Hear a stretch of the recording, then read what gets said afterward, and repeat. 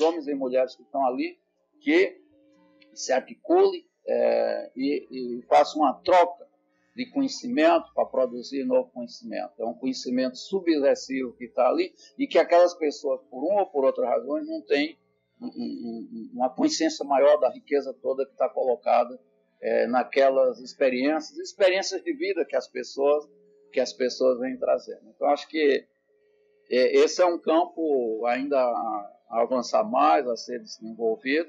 Aí tem esse texto que está em PDF, depois ver com o pessoal, que chama-se Pedagogia da Autogestão e Autogestão da Pedagogia, de passar para o pessoal lá, que faz parte aí de todos os polos, são 9 ou 10 polos, né, desse programa, onde a gente veio fazendo essa discussão, e eu fiz um texto maior que resultou desse trabalho, chamado As Paixões Pedagógicas, né?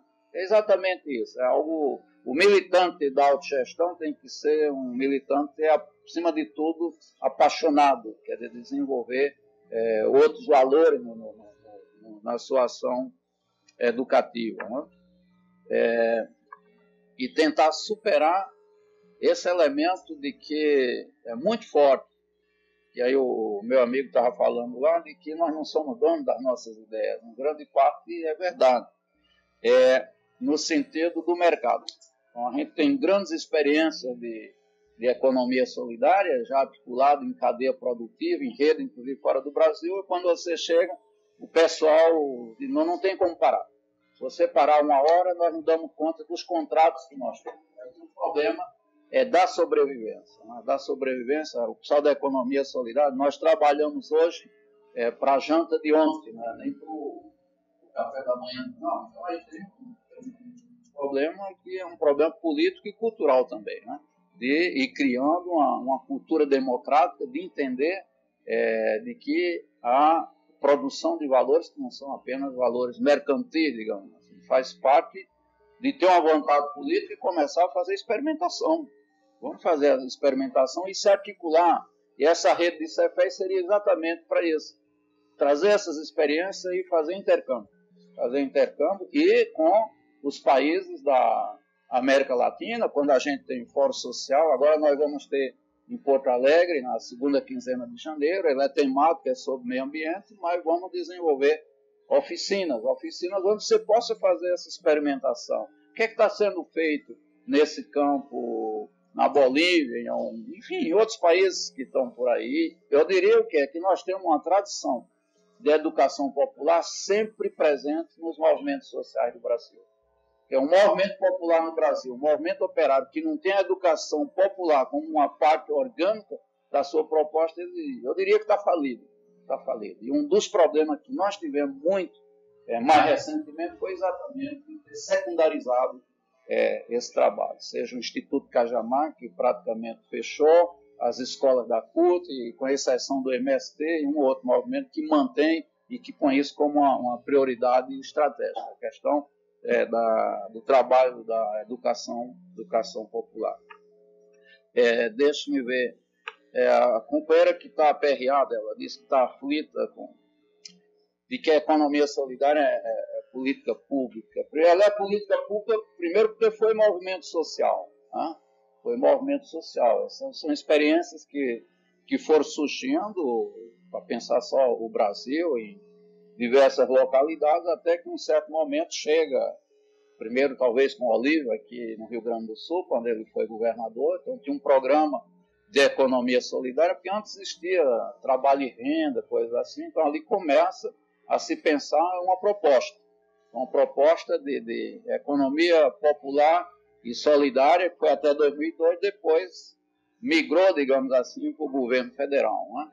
O governo federal, como é política pública, a gente tem uma infinidade de experimentações pelo Brasil.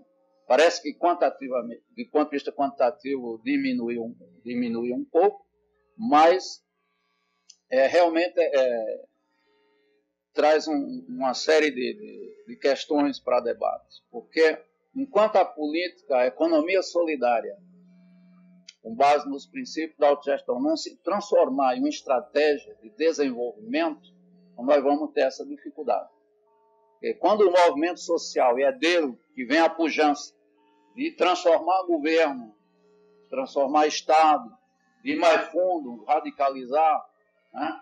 E aí há uma série de condicionantes para isso dentro do que é o movimento da economia solidária, pois nós temos 9 anos já, desde que se iniciou como política pública, ali a cenário do Fórum Brasileiro, porque surgiram junto como articulação política, instituição, o Conselho Nacional de Economia Solidária, que já são 9 anos, a pouca integração dos projetos. Nós tentamos uma discussão dessa o ano passado, como integrar todos esses projetos da economia solidária, enfim. Então aí nós temos a questão do Fórum Brasileiro, em termos de pensar, tem a plataforma da economia solidária, mas tem uma plataforma, não é ter um projeto, ter uma força política que consiga mobilizar as dificuldades da questão econômica, social, as dificuldades da forma de luta, né?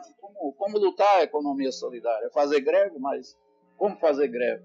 Contra quem? O que é necessário fazer? É só pressionar? Está dentro do aparato do Estado, etc, etc. Então, aí nós temos dificuldade nesse sentido. Você pega as outras experiências, que eu falo, Equador, Bolívia, etc, etc, esse movimento chegou a um ponto de hoje ser estratégia de desenvolvimento, de entrar a questão da forma de propriedade, da propriedade social, as cooperativas. Então, eles têm ministério, digamos, ministério com orçamento, com recursos bastante amplos, né, para você estar fomentando o desenvolvimento da economia solidária. Então, quando você pega a Bolívia, o Equador e a Venezuela, a economia solidária faz parte de estratégia de desenvolvimento. É um ministério, digamos assim. Isso te dá um peso muito maior. Aqui houve uma discussão nesse sentido, mas não se chegou a... Então, você tem uma secretaria com muitas limitações, né? Com muitas limitações de orçamento, com gente muito capacitada, mas também dentro de um processo que não é de refundação do Estado. Então, lutar mais, tem que avançar mais nesse sentido. Nós temos o quê? Rio Grande do Sul. Então, está uma Secretaria de Economia Solidária e Microempresas, tem acompanhado um pouco, que a hegemonia é do PTB. Pelo amor de Deus, o que é o PTB? Para pensar a política pública. Em nível nacional, já faz tempo, quando saiu o Marinho, foi um companheiro presidente da CUT, entrou o Lupe. Nem vou falar do Lupe, né? Bom, se vê o que está acontecendo. Então, a dificuldade das pessoas que estão na economia solidária para desenvolver a política pública diante da relação de forças que se estabelece. E o outro, os movimentos sociais, porque eu acredito assim, para ter um movimento autogestionário que vai tomando cada vez mais corpo e definindo uma estratégia com mais consistência, você precisa de duas coisas. Um movimento social forte, organizado nas bases, com a educação popular, a comunicação. Isso é fundamental. E, em cima disso, governos com sensibilidade democrática, que tenham vontade política de radicalizar as políticas públicas, o controle social, de como que avança essa dialética. E no Brasil nós temos debilidade num ponto e temos também no outro, né? Enfim, então aí realmente é algo que é um sentimento agônico diante disso, mas ao mesmo tempo de tentar fazer o balanço e ver de quantas coisas que avançaram, né? De quantas experiências que avançaram nessa... Todo isso que se chama de movimento da economia solidária. A companheira falou, é verdade, a comuna durou 2 meses. Agora, se você olha, tem uns textos aqui, que nós não temos tempo, para ver os ciclos das lutas por autogestão no mundo, e nós vamos ver uma coisa, um ciclo de longa duração, porque isso iria lá para trás, lá para séculos passados. E parece que é um rosário de derrotas, né? Um atrás da outra, as experiências. Agora, o que ocorre, se você for pensar a história das elites dominantes é uma história linear, é uma história marcada pela repressão, pela opressão, pela dominação. A história dos oprimidos ela é descontínua, ela se refaz, se critica, se avança, se retrocede, mas tem sempre acúmulo. Quer dizer, cada vez mais vai se tendo uma consciência, digamos, mais profunda não só daquilo que nós não queremos, mas daquilo que nós queremos, né? E quais são os projetos. Em certos momentos, o próprio sistema do capital parece que tira essa memória. E quando as lutas, as rebeliões vêm um pouco mais na frente, então você tem essas memórias, essas ideias que terminam retornando, assim, o retorno da topeira, digamos assim. Então a comuna, para nós, é um elemento marcante de um dos momentos do ciclo das lutas de autogestão. A gente poderia estudar muito mais a Primavera de Praga, a Revolução Espanhola, a experiência no México, e há muitas comunas, digamos assim, que ocorreram, e que a de Paris ficou famosa porque ela vem num determinado momento em que se transformou num marco, né? Talvez o próprio Marx escreveu sobre isso, diz, é a primeira vez que se encontra a forma, digamos assim, da emancipação do trabalho. Ela terminou sendo um marco muito forte, muito forte. Então a gente pega, não é a matéria da Comuna de Paris, mas é o espírito da Comuna de Paris. E como é que os trabalhadores, era uma utopia concreta naquela época, em torno de realidades que não tiveram tempo de executar pela própria conjuntura, mas o espírito dela, que é essa ideia que nós mostramos dos 13 pontos, são fundamentais. Tem vigência hoje na própria realidade histórica que vem ocorrendo de experimentações aqui em alguns países da América Latina e possivelmente em outro continente, né? Há uma outra pergunta sobre, o companheiro fala, como avançar no Brasil essa ideia, porque aqui nós não temos muita tradição das comunas, etc, etc. Bom, a Europa, ele falou em índio, a Europa também não, índio não, mas o que eu estava tentando mostrar, que essa ideia de autogestão comunal, da propriedade comum, uma coisa que ocorreu em todo o mundo. O trabalho que eu falei da Rosa Luxemburgo, a introdução à economia política, mostra claramente isso. Não é uma coisa de índio, né? Não é uma coisa só da comuna, só da França, não. É algo, quando eu digo, é filosófico e ontológico, que permeia toda a história, toda a história. E quando se recoloca exatamente por causa disso. Se você pegar o Brasil, outra vez aqui nós discutimos as experiências de comunas, de momentos quentes da nossa história, onde tinha elementos do princípio da autogestão comunal, né? A comuna de Zumbi dos Palmares, né? A comuna de Canudos, por exemplo, né? São lutas conhecidas, onde lá dentro, do ponto de vista do Estado, da organização do trabalho e da cosmovisão, você tem esses elementos que nós estamos discutindo. Mas isso na memória longa, né? Porque estou falando que é 1600, por aí, Zumbi, né?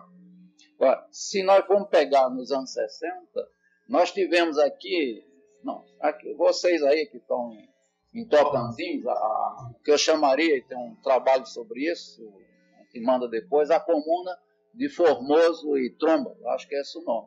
Durou de 54 a 64 ali, em Goiás, na época, onde os poceiros também, num processo que foi difícil, né, de luta mesmo, quase de guerrilha, onde eles assumem toda uma experiência que foi depois destruída pelo regime militar. Mas a forma de organização, de conselho de côrregos e tudo, é exatamente essa de pensar o poder da comunidade, né? Tem algumas teses lá na Universidade de Goiás sobre isso.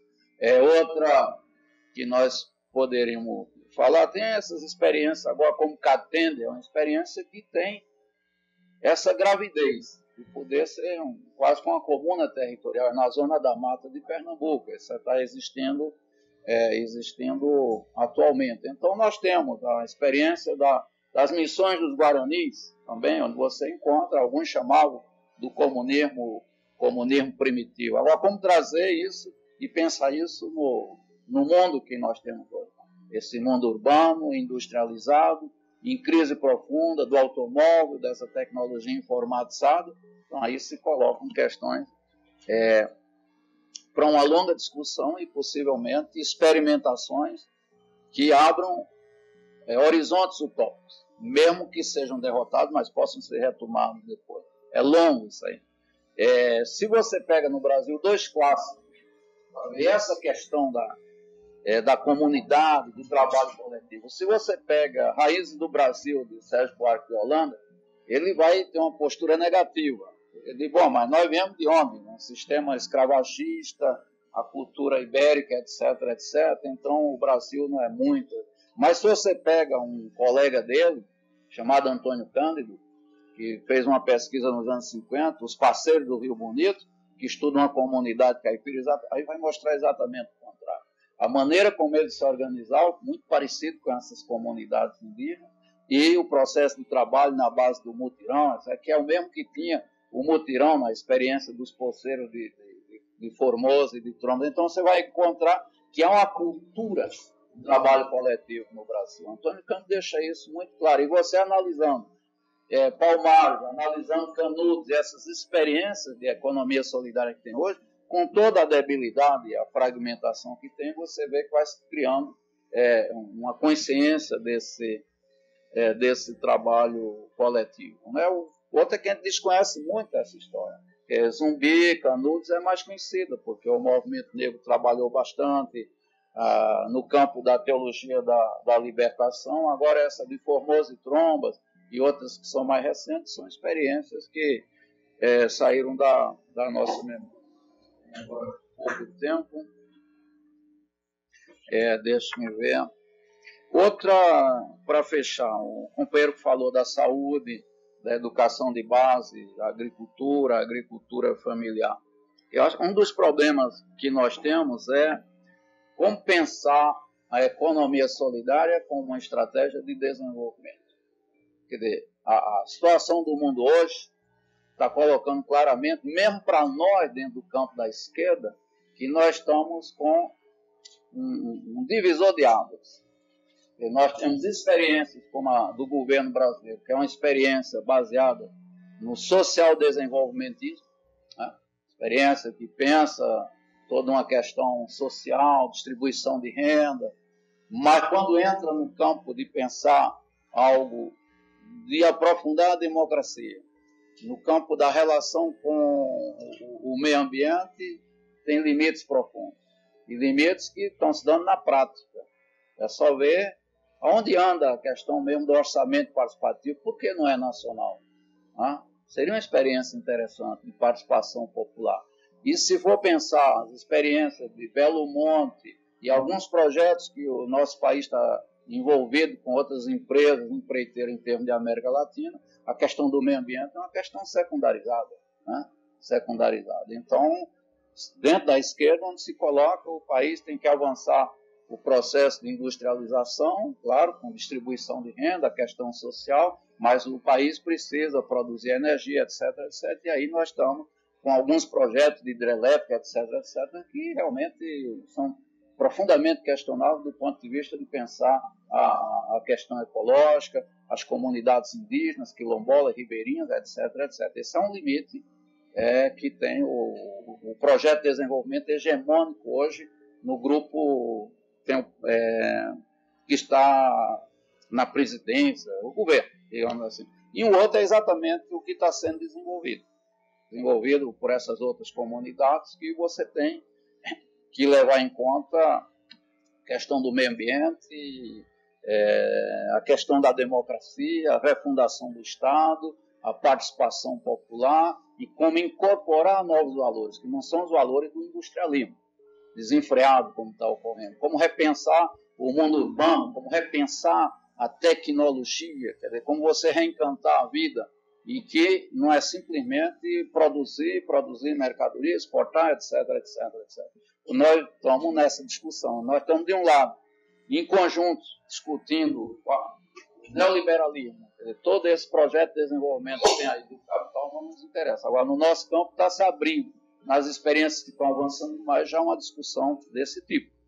Bom, nós vamos até aqui com vocês, mas a nossa proposta é de ir mais fundo e de ser mais radical no que diz respeito a essa estratégia de desenvolvimento, que significa estar recuperando esses valores que eu falei, se tem alguns autores que trabalham nessa perspectiva. Aí significa o quê? É a discussão de um projeto de nação.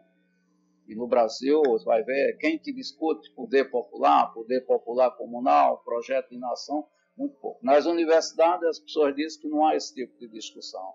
E discutir significa você pensar o Brasil, pensar a cultura brasileira, né? Pensar a história do país, pensar as experiências que nós tivemos, como nós nos articulamos com as experiências que estão ocorrendo hoje, não só aqui em América Latina. Então, aí tem uma questão colocada, né? De construção e pensar um projeto de nação. Pensar um projeto de nação e como a economia solidária é uma parte apenas desse projeto de nação. Porque enquanto ela ficar em alguns setores é assim, de que a economia solidária que vai desenvolver uma outra estratégia de desenvolvimento, não, tem que pensar o seguinte, na autogestão, os trabalhadores que estão nas fábricas, que estão nas escolas, que estão nas fazendas, no campo, nos espaços que o capital domina, eles podem e desenvolvem também práticas autogestionárias. Práticas autogestionárias que dizem respeito também à questão da pedagogia, à questão da educação. Então, como é que você articula essa diversidade toda de sujeitos?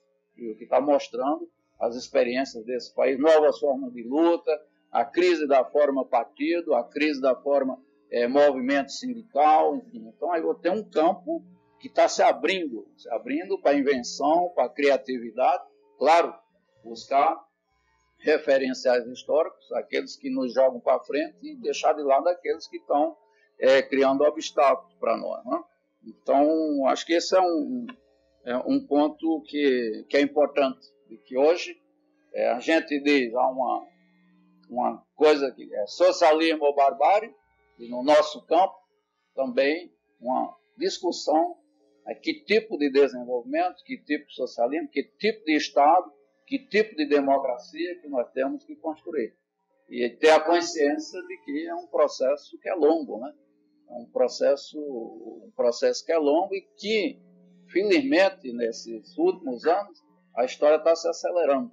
Ela está se acelerando porque nós não temos, possivelmente, também muito tempo disponível diante da barbaridade que o capital vem cometendo em relação à humanidade, com as guerras, e todo o processo de especulação financeira, tirando o sentido de vida.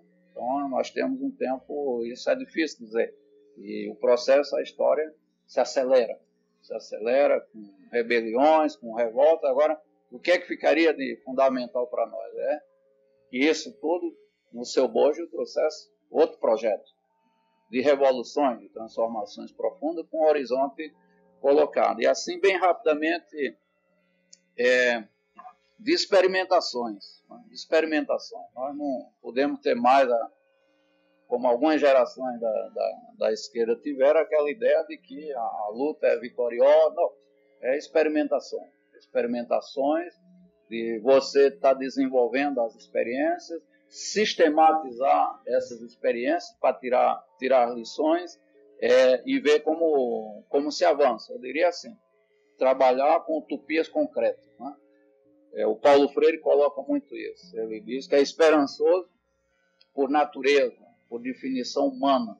Ele diz que é impossível um ser humano não sonhar, não ter esperança. Se você dá esse sentido de vida, aquilo que o Carbonaro colocava, eu acho que e as manifestações, e as lutas, as experimentações, as pessoas vão construindo conhecimento, construindo projetos, buscando, cascavilhando na história, buscando as experiências que já foram desenvolvidas, como é que elas se colocam hoje no mundo contemporâneo. Eu queria, para acabar, citar aqui uma do Paulo Freire, que é um dos grandes filósofos. Né? Ficou como um educador, um pedagogo, mas no fundo é um grande filósofo, alguém que pensou profundamente. É só pegar as pedagogias dele, a pedagogia do oprimido, da autonomia, a pedagogia da esperança, enfim, ele faz 3 ou 4 pedagogias que são profundamente filosóficas. Né? Lá fora as pessoas parecem que valorizam mais do que aqui. É uma que nós colocamos aqui na parte final. Ele fala: seres programados para aprender e que necessitam do amanhã como o peixe da água, mulheres e homens se tornam seres roubados se lhes nega a condição de parte da produção do amanhã. Toda manhã, porém, sobre o que se pensa e para cuja realização se luta, implica necessariamente o sonho e a utopia. Não há amanhã sem projeto, sem sonho, sem utopia, sem esperança, sem o trabalho da criação e desenvolvimento de possibilidades que viabilize a sua concreção, realização.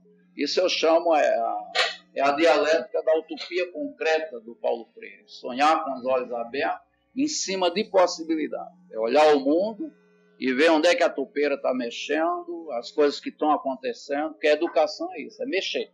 É mexer. Mexeu, você começa a criar resistência, rebelião e avançando ideias. Enfim, é uma filosofia também da esperança, né? O otimismo militante. O Mariátegui era muito claro, a realidade é uma realidade difícil para nós, né? Mas, você diz, o sentimento agônico do mundo. O sentimento agônico não é a agonia que paralisa, mas é a luta pela vida. Então, em vez do Descartes, que aquele negócio, penso, logo existo, né? O Mariátegui dizia, luto, logo existo. Então, se trata de prática, se trata de experimentar, se trata de lutar e construir teoria em cima disso, né? E o mundo de hoje tem um lado que nos assusta, mas tem um outro lado que é de profunda esperança.